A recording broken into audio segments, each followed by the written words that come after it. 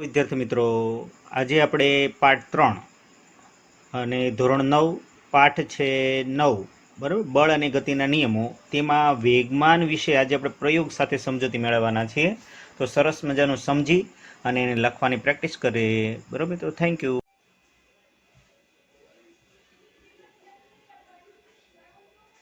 સર્વ વિદ્યાર્થી મિત્રો નમસ્કાર. આજે આપણે ધોરણ 9 બરાબર વિજ્ઞાન વિષય આપણે યુટ્યુબ ઉપર સમજવા જઈ રહ્યા છીએ મિત્રો. એમાં મિત્રો ખૂબ સરસ મજાનો મુદ્દો છે આજનો આપણો. ખાસ સમજી લો મિત્રો કે શું કહેવા માંગે છે જે આજનો જે આપણો મુદ્દો છે એમાં કે યોગ્ય ઉદાહરણ વડે સ્પષ્ટ કરો કે પદાર્થનું વેગમાન. બાળકો, આજે આપણે વેગમાન સમજવાના છીએ. એ તેના દળ અને તેના વેગને સાંકળતી સંયુક્ત રાશિ છે. બરાબર, ટૂંકમાં આજનો આપણો ધ્યેય છે વેગમાન સમજવાનું છે. ઓકે મિત્રો, તો શું વેગમાનની વાત કરીએ તો મિત્રો મેં તમારી સમક્ષ 4 ઉદાહરણ મૂક્યા છે. બરાબર, ઉદાહરણ 4. આ ચારેય ઉદાહરણ છે વેગમાન સમજવા માટે ખૂબ અગત્યના બની રહેવાના છે. શું ભાઈ, પહેલું ઉદાહરણ શું કહે છે મિત્રો કે આપ સૌ જાણો છો ટેબલ ટેનિસની રમત હોય એમાં જો કોઈ ખેલાડીના શરીરને અથડાય, બરાબર, ટેબલ ટેનિસની જે રમત હોય એમાં દડો આવી રીતે હોય, બરાબર, એમાં કોઈ ખેલાડીને અથડાય દડો તો તે ઘાયલ થતો નથી. બરાબર, પણ જો ઝડપથી આવતો ક્રિકેટ મેચનો દડો હોય બાળકો, આવો જો દડો હોય, આપ સૌ જાણો છો આનો અવાજ પણ એવો, હવે આવો જો દડો હોય, ક્રિકેટ મેચિસનો જો કોઈ દર્શકને વાગે તો તે ઘાયલ થઈ જાય. આ દડો વાગે તો, કારણ કે મેચિસના દડા વડે દર્શક પર લાગતું બળ ટેબલ ટેનિસના ખેલાડી પર લાગતા બળ કરતા વધુ છે. આના વડે બળ વધુ લાગે, જ્યારે આના વડે બળ ઓછું લાગે. સારું, તો પહેલી વાત શું થઈ ભાઈ કે અહીં બળ છે એ પદાર્થના દ્રવ્યમાન પર આધારિત છે. જો મિત્રો, એટલે મેં અહીંયા ગુજરાતીમાં લખ્યું છે બળ એ પદાર્થના દ્રવ્યમાન પર આધારિત છે. આનું દ્રવ્યમાન જો, આનો અવાજ જો, બરાબર, આનું દ્રવ્યમાન વધુ છે અને આનું દ્રવ્યમાન ઓછું છે મિત્રો. રેડી? ટૂંકમાં પહેલા ઉદાહરણમાં કયા ઉપર આધારિત છે ભાઈ? એના બળ જે લાગે છે એ દ્રવ્યમાન ઉપર આધારિત છે. બરાબર, હવે ફરીવાર, બરાબર, પહેલું ઉદાહરણ ક્લિયર છે મિત્રો. ટેબલ ટેનિસના દડા વડે જે બળ લાગે છે એટલે ખેલાડી ઈજાગ્રસ્ત થતો નથી, પરંતુ ક્રિકેટ મેચનો દડો હોય તો એના વડે ખેલાડી ઈજાગ્રસ્ત થાય છે. શા માટે ભાઈ? કે આના વડે લાગતું બળ વધુ છે. શું કામ બળ વધુ છે? કારણ કે આનું દ્રવ્યમાન પણ વધુ છે. એટલે ટૂંકમાં બળ એ કોના ઉપર આધારિત છે? બળ એ પદાર્થના દ્રવ્યમાન પર આધારિત છે. બરાબર, પહેલા ઉદાહરણમાં જોયું બળ એ પદાર્થના દ્રવ્યમાન એટલે કે દળ પર આધારિત છે. દ્રવ્યમાનનો બીજો શબ્દ કયો કહેવાય? દળ પણ તમે કહી શકો. સરસ. હવે બીજું ઉદાહરણ જોઈએ. એમાં શું કહે છે મિત્રો? બીજા ઉદાહરણમાં સરસ મજાની આ પણ તમે પ્રવૃત્તિ કરવી તો કરી શકો અને તમને બરોબર ખ્યાલ જ છે. સિમ્પલ સાદું. એક કાંકરી લઈને તમે કાચની તકતી તરફ ફેંકવામાં આવે. કાચની તકતી છે અને એની પર કાંકરી ફેંકો તો શું થશે ભાઈ? હવે કાંકરી લઈને તમે કાચની તકતી પર ફેંકો અને ત્યારબાદ તેટલા જ વેગથી પછી શું કરો? એક ભારે પથ્થરને લો. પહેલા કાંકરી લીધી અને કાચની તકતી ઉપર ઘા કરો અથવા ફેંકો, પછી એક ભારે પથ્થર લો અને કાચની તકતી ઉપર ફેંકવામાં આવે તો કાંકરી કરતા કેમાં? ભારે પથ્થરમાં દ્રવ્યમાન વધુ છે એટલે એમાં બળ વધુ લાગશે અને બળ વધુ લાગતા કાચની તકતી છે તૂટી જશે. તો ટૂંકમાં આ બીજું ઉદાહરણ પણ કોના ઉપર આધારિત છે? બળ એ પદાર્થના દ્રવ્યમાન પર આધારિત છે. રેડી? તો આ પહેલા બે ઉદાહરણ ઉપરથી એક વાત નક્કી થઈ ગઈ કે બળ છે એ પદાર્થના દ્રવ્યમાન પર આધારિત છે. ઓકે મિત્રો, ક્લિયર છે? તો આ વાત એક સમજી લો એટલે આખું જે વેગમાન છે એ સમજવામાં આપણે અગત્યનું બની રહેશે. રેડી મિત્રો? સારું, પહેલા બંને ઉદાહરણ કોના ઉપર આધારિત છે? બળ કોના પર આધારિત છે? પદાર્થ ઉપર લાગતું બળ તેમાંના દ્રવ્યમાન પર આધારિત છે. પદાર્થો પર લાગતું બળ તેમાંના દ્રવ્યમાન પર આધારિત છે. બીજા બે ઉદાહરણ જોઈ લઈએ મિત્રો. શું કહે છે બીજા બે ઉદાહરણમાં ભાઈ કે અહીં તમે જોઈ રહ્યા છો મિત્રો, મેળામાં ફુગા ફોડવાની ઘટના તમે જોઈ છે મિત્રો, બરોબર. સાતમ આઠમમાં કે જે કે દિવાળીના આપણે વેકેશનમાં કે જે હોય તો એ મેળાની આખું બરોબર આપણી સિઝન, એમાં સૌરાષ્ટ્રમાં તો મેળાનું ખૂબ જ મહત્વ હોય, બરોબર. એમાં રાજકોટનો મેળો તમે જો, અમરેલી બરોબર, ભાવનગર બરોબર, એ બધા મેળા એટલા તમને મજા આવી જાય. અને એમાં તમે મેળામાં ફુગા ફોડવાનો, બરોબર, એટલે જે તમે ફુગા ફોડવાની ઘટના, તમે બંદૂકની અંદર મગનો દાણો ગોળી તરીકે વપરાય છે. મગનો દાણો છે એ ગોળી તરીકે વપરાય છે, એ આપને ખ્યાલ છે મિત્રો, બરોબર. પણ જો મગના દાણાને તમે હાથ વડે ધક્કો મારી અને ફુગા તરફ ઘા કરો, બરોબર, મગના દાણાને આમ ટાઈક લઈને આમ કરે, આમ ઘા કરો, તો શું થશે? મગના દાણા વડે ફુગો ફૂટશે નહીં. પણ આ જ મગનો દાણો તમે બંદૂકમાં બરોબર ભરાવી દો અથવા ગોળી તરીકે ઉપયોગ કરો, ઓકે, તો શું થશે ભાઈ? તો તરત જ એ બંદૂક વડે એ જે મગનો દાણો છે એ બંદૂક વડે તમે ફુગા ઉપર જેવી એ ગોળીનું નિશાન તાકશો અને એ મગનો દાણો ફુગાની સપાટી સાથે અથડાશે, એ ભેગો ફુગો ફૂટી જાય છે. તો ભાઈ શું થયું? તો કહી શકાય, શું કહી શકાય? કારણ કે વેગ વધારે છે, બરાબર. હાથથી તમે આમ મગનો દાણો ફેંકો તો એમાં વેગ ઓછો પડે. બંદૂકની ગોળીમાં એમાં મગનો દાણો ભરાવી અને પછી તમે ફોડો બંદૂક તો એમાં મગના દાણાનો વેગ વધુ છે એટલે ફુગો ફૂટે છે, બરાબર. હાથ વડે ઈ મગના દાણાનો કોઈ વેગ એટલો બધો આવે નહીં, અને એટલો બધો વેગ હોય નહીં, તમે વિચારો, બરાબર. એટલે તરત જ એ ફુગો છે એ ફૂટી જાય. તો કહી શકાય કે ભાઈ અહીં જે આ ઉદાહરણ ત્રીજું છે એમાં બળ એ પદાર્થના કોના ઉપર આધારિત છે? વેગ પર આધારિત છે, વેગ પર આધારિત છે, વેગ પર આધારિત છે. રેડી? પદાર્થ ઉપર લાગતું બળ છે એના વેગ પર આધારિત છે, વેગ પર આધારિત છે. ઉદાહરણ ત્રીજું. ચોથું ઉદાહરણ જોઈએ. સાઈડમાં કોઈ સ્થિર ઉભેલો ટ્રક છે, સાઈડમાં કોઈ સ્થિર ઉભેલો ટ્રક છે, પણ જોખમ નથી, તમને સાઈડમાં ઊભો છે, પણ ઈ જ આ 5 મીટર સેકન્ડ જેટલા વેગથી ગતિ કરતી ટ્રક અને લીધે જો કોઈ અકસ્માત થાય, કોઈ થોડા એટલા વેગથી જઈ રહ્યો છે 5 મીટર પ્રતિ સેકન્ડથી એટલા વેગથી, પણ એ વેગથી જો તો અકસ્માત થાય તો રસ્તા પરના વ્યક્તિનું શું થઈ શકે? મૃત્યુ પણ થઈ શકે. તો કહી શકાય અહીંયા પણ વેગને કારણે આ ઘટના બની છે, બરાબર. તો કહી શકાય બળ એ પદાર્થના વેગ પર આધારિત છે. તો મિત્રો આ બે વસ્તુ કઈ ભાઈ? અહીંયા બે ઉદાહરણ જોયા. બળ એ કોના ઉપર આધારિત છે? દ્રવ્યમાન. દ્રવ્યમાન એટલે કે દળ. હાલો, તો આ બે વસ્તુ, એક તો દળ, બાળકો સમજો, આ દળ, અને બીજું કયું છે ભાઈ? વેગ, બરાબર. આ દળ અને વેગ પર આધારિત છે બાળકો, બરાબર. આ બંને, આ જે રાશિ છે આ સંયુક્ત રાશિ, તો એની શું કહેવાય? આપણે વેગમાન કહેવાય. દળ અને વેગ બંને પર આધારિત રાશિ જે છે એને વેગમાન કહેવાય. રેડી મિત્રો? તો આ જે વાત છે એ ક્લિયર હોવી જોઈએ. 4 ઉદાહરણ મગજમાં ફિટ કરી દો બાળકો, એટલે સરસ મજાનું વેગમાન છે ક્લિયર થઈ જાય. સારું, પહેલા બે ઉદાહરણ કોના ઉપર આધારિત છે? બળ લાગે કોના ઉપર? દ્રવ્યમાન. દ્રવ્યમાન એટલે શું કહેવાય? દળ.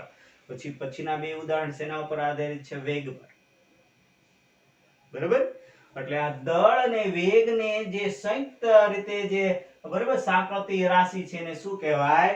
વેગમાન કહેવાય, બરાબર મિત્રો. હવે પછી આપણે એ વેગમાનની વ્યાખ્યા, એનું સૂત્ર એ આપણે જોવાના છીએ. પહેલા એ આપણે ક્લિયર હોવું જોઈએ. વેગમાનની સંકલ્પના છે સ્પષ્ટ થઈ ગઈ કે ભાઈ દળ ઉપર અને વેગ ઉપર આધારિત જે રાશિ છે અથવા એ સંયુક્ત રાશિ એ કઈ છે? વેગમાન છે. રેડી મિત્રો? તો આ વેગમાન છે. અને બાળકો એ પણ અહીંયા તમે કરી શકો કે ભાઈ વેગમાન જે રહ્યું, વેગમાન બરાબર, એની સંયુક્ત રાશિ છે ને બેયની, એટલે દળ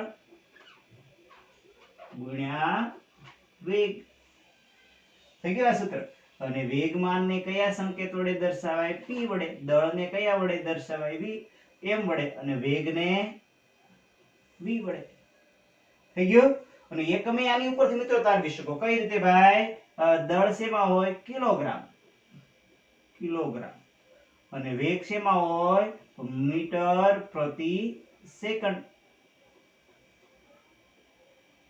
રેડી તો આ રીતે વેગમાનનું તમે તો વેગમાનને આપણે તમારે વ્યાખ્યા લખીએ તો ગોખવાની નહીં વેગમાન એટલે શું ભાઈ દળ અને વેગના ગુણનફળને બરાબર સિમ્પલ સાદું જો ગોખવાની નથી દળ અને વેગના ગુણનફળને શું કહે છે વેગમાન એનું સૂત્ર p બરાબર mv અને એકમ એક ગોખવાનો દળ શેમાં હોય કિલોગ્રામમાં વેગ શેમાં હોય મીટર પ્રતિ સેકન્ડ એટલે એકમ થયો કિલોગ્રામ મીટર પ્રતિ સેકન્ડ પછી આનો એકમ તમારે આ કયો બરાબર સીજીએસ માં લખો તો આ કિલોગ્રામ ગ્રામ થઈ જાય અને મીટર છે સેન્ટીમીટર પ્રતિ સેકન્ડ એમ પણ કહી શકો બરાબર તો આ રીતે મિત્રો વેગમાનનું સૂત્ર તમને આવડી જવું જોઈએ અને આવી રીતે વ્યાખ્યા પણ આની ઉપરથી લખી નાખવાની વેગમાન એટલે શું દળ અને વેગના ગુણનફળને વેગમાન કહે છે વેગમાન એટલે શું ભાઈ દળ અને વેગના ગુણનફળને વેગમાન કહે છે રેડી મિત્રો ક્લિયર આ ચાર ઉદાહરણ તમે લખી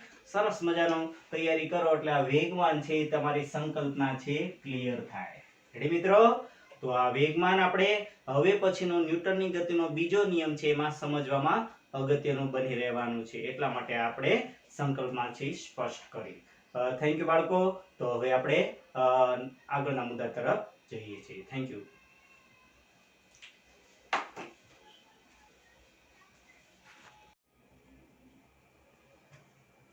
ઓકે વિદ્યાર્થી મિત્રો હવે આપણે વેગમાન છે એ કોની સંયુક્ત રાશિ છે દળ અને વેગની સંયુક્ત રાશિ છે એ આપણે ચાર ઉદાહરણ પરથી આપણે સમજ્યા હવે આપણે આગળ સમજીએ કે વેગમાનની આપણે વ્યાખ્યા આપણે એ ઉપરથી આપણે તારવી છે છતાં પણ હવે લખીએ આપણે વેગમાનની વ્યાખ્યા શું કહી શકાય તો તમારે શું કરવાનું વેગમાનની વ્યાખ્યામાં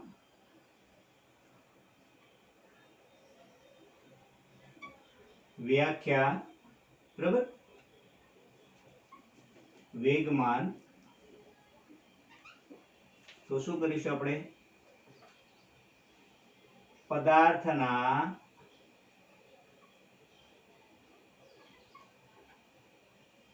દળ અને તેના વેગના ગુણનફળને વેગમાન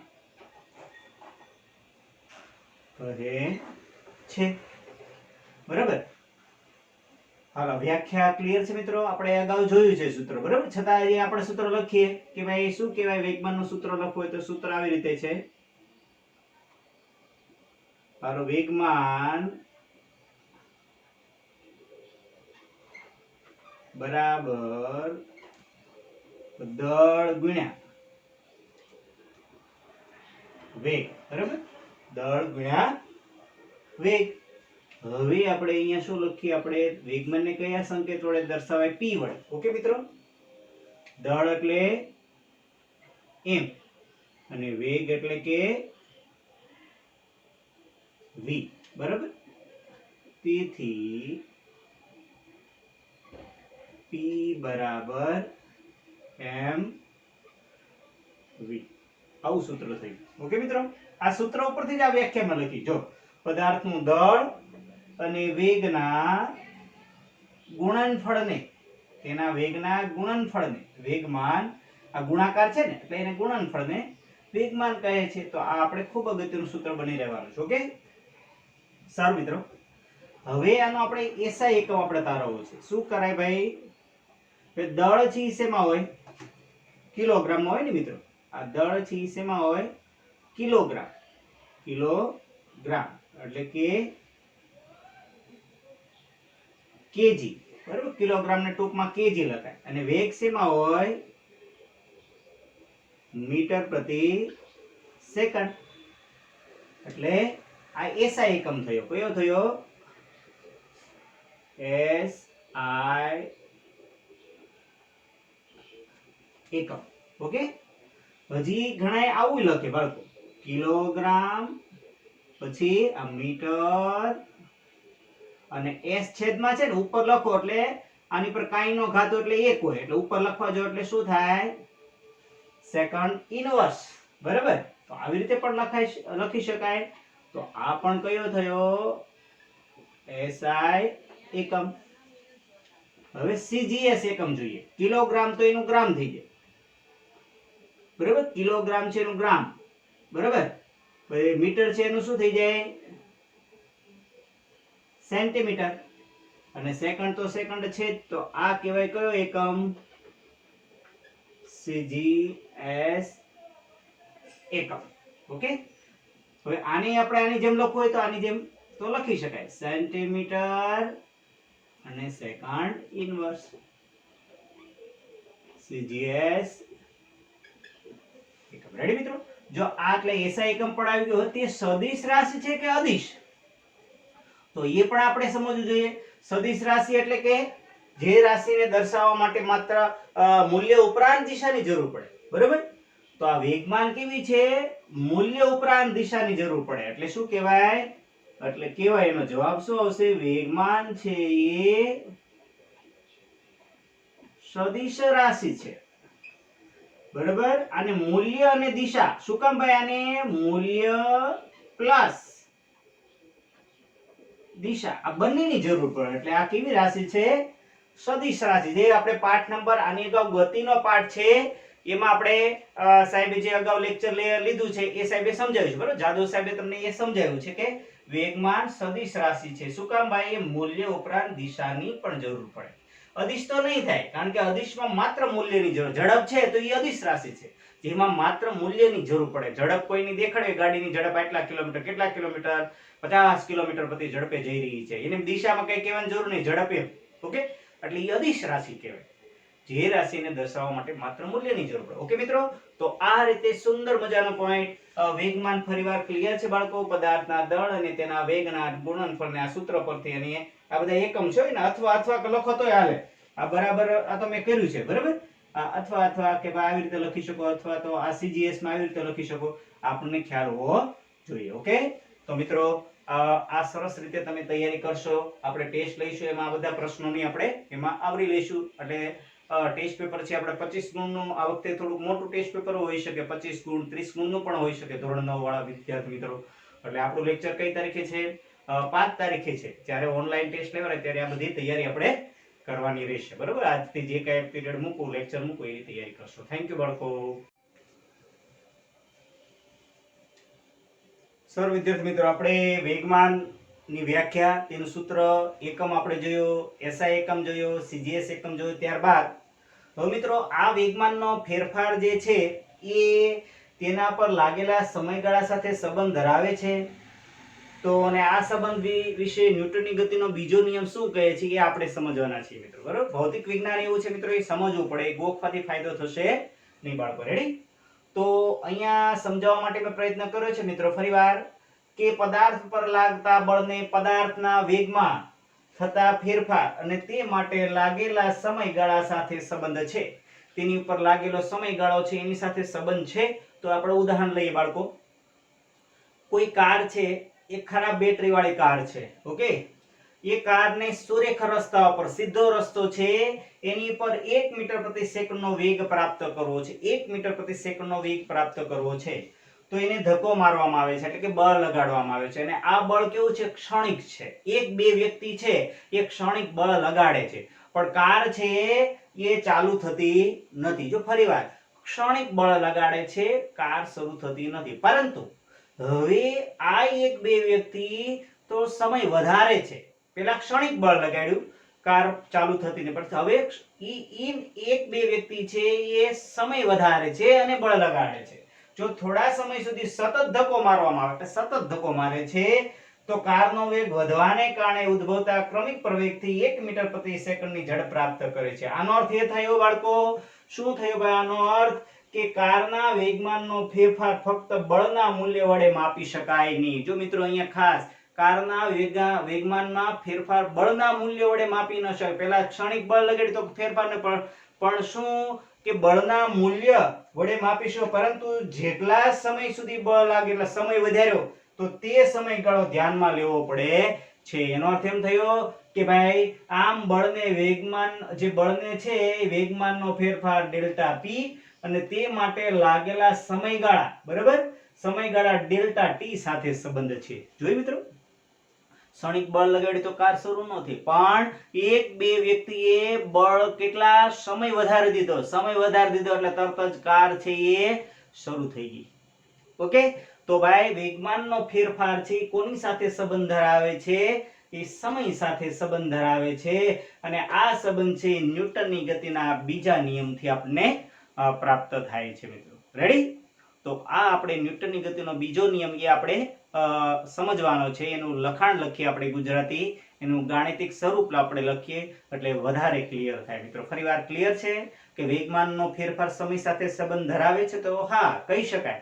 બે ક્ષણિક બળ લગાડ્યું એક બે વ્યક્તિએ તો કાર શરૂ ન થઈ, પણ એક બે વ્યક્તિએ બળ છે એ લગાડ્યું ઉપરાંત સમય વધારી દીધો અને બળ લગાડ્યું તો તરત જ કાર છે 1 મીટર પ્રતિ સેકન્ડ જે છે એટલી ઝડપ પ્રાપ્ત કરે છે. આનો અર્થ એ થયો કે કારના વેગમાનનો ફેરફાર ફક્ત બળના મૂલ્ય વડે માપી શકાતો નથી, પરંતુ જેટલા સમય સુધી બળ લાગે છે તે સમયગાળો પણ મહત્વનો છે. માટે કહી શકાય કે બળને વેગમાન ફેરફાર ડેલ્ટા પી અને તેના માટે લાગેલા સમયગાળા ડેલ્ટા ટી સાથે સંબંધ છે. બળ એમ કહે છે શું કહે છે ભાઈ? કે મારે જે વેગમાનનો ફેરફાર ડેલ્ટા પી, ડેલ્ટા એટલે ફેરફાર વૈજ્ઞાનિક ભાષામાં, અને પી એટલે કે વેગમાનમાં ફેરફાર, અને ડેલ્ટા ટી એટલે સમયમાં ફેરફાર સાથે એની સંબંધ છે. અને આ સંબંધ કયા નિયમથી મળશે? આપણે ન્યૂટનની ગતિના બીજા નિયમ પરથી મળશે. મિત્રો રેડી? તો આગળ આપણે ન્યૂટનની ગતિનો બીજો નિયમ આપણે લખીએ, એનું ગાણિતિક સ્વરૂપ કેવું આવે છે એ આપણે જોઈએ. રેડી મિત્રો? સરસ, આગળ વધીએ આપણે. Thank you.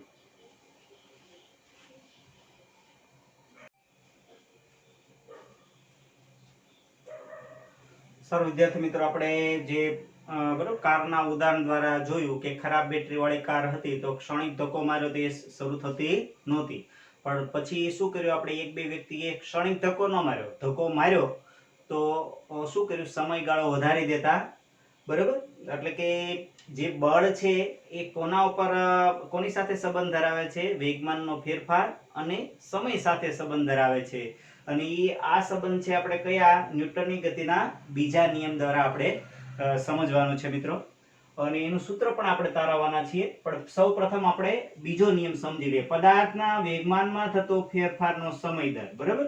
પદાર્થના વેગમાનમાં થતો ફેરફાર, એટલે ફેરફારને કઈ રીતે આપણે લખાય? ડેલ્ટા પી.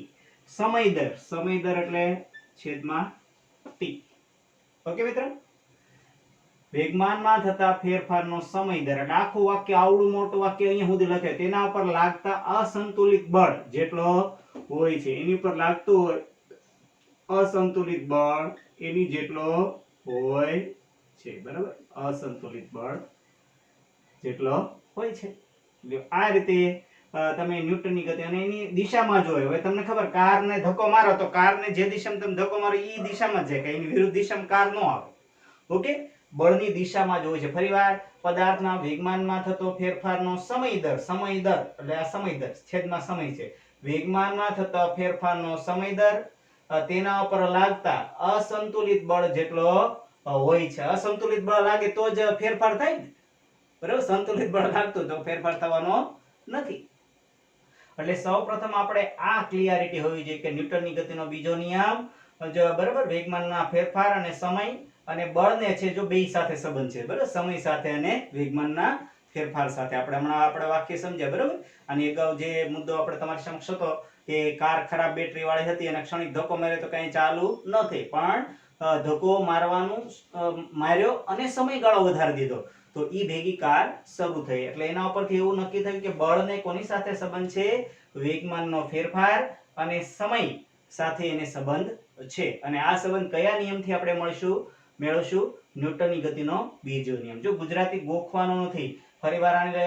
પદાર્થના વેગમાનના ફેરફારનો સમય દર, પદાર્થના વેગમાનના ફેરફારનો સમય દર તેના પર લાગેલા સંતુલિત બળ જેટલો હોય છે. અસંતુલિત બળને F વડે દર્શાવાય. અસંતુલિત બળ જેટલો હોય છે અને કઈ દિશામાં હોય? બળની દિશામાં જ હોય. ધક્કો માર્યો તમે તો કાર કઈ દિશામાં ગઈ? એ દિશામાં, જે દિશામાં તમે ધક્કો બળ લગાડ્યું એ દિશામાં ગઈ, એટલે એ દિશામાં જ હોય છે. ફરીવાર, પદાર્થના વેગમાનનો ફેરફારનો સમય દર તેના પર લાગુ પડેલા અસંતુલિત બળને હંમેશા F કહેવાય. બરાબર, ફોર્સ, ઇંગ્લિશમાં ફોર્સ. ઓકે, તો આ એક આપણે ખાસ ધ્યાન રાખવું પડશે. રેડી મિત્રો? ફરીવાર આપણે જોઈએ, વેગમાનના ફેરફારનો સમય દર તેના પર લાગુ પડેલા કયા? અસંતુલિત બળ જેટલો હોય છે અને બળની દિશામાં હોય છે. સાવ સરળ વાક્ય. ન્યૂટનની ગતિના બીજા નિયમનું આ વાક્ય તમને આવડી જવું જોઈએ. અને આના ઉપરથી આપણે ન્યૂટનની ગતિના બીજા નિયમનું સૂત્ર હવે આપણે તારવવાના છે. બરોબર મિત્રો? આપણે આની અગાઉના પ્રશ્નમાં કીધું ન્યૂટનની ગતિનો બીજો નિયમ લખો, એટલે આપણે લખીને તમને સમજાવવાના. આ સૂત્ર આપણે આવડી જવું જોઈએ. F ચલે છે ડેલ્ટા P ના છેદમાં T. અને આનું આખું આ ગાણિતિક છે અને ગુજરાતી આ છે. ઓકે, આના ઉપરથી આ તમને આવડતું જો, એટલે પદાર્થના વેગમાનના ફેરફારનો સમય દર તેના પર લાગુ પડેલા અસંતુલિત બળ જેટલો હોય છે અને બળની દિશામાં હોય છે. ઓકે મિત્રો, આ રીતે ન્યૂટનની ગતિનો બીજો નિયમ આપણે તૈયાર કર્યો. હવે એના સૂત્ર આપણે તૈયાર કરી, અને એ સૂત્ર પરથી પાછો ન્યૂટનની ગતિનો નિયમ કેમ લખાય એ પણ આપણને આવડવું જોઈએ અને એ આપણે શીખીએ. થેન્ક યુ બાળકો.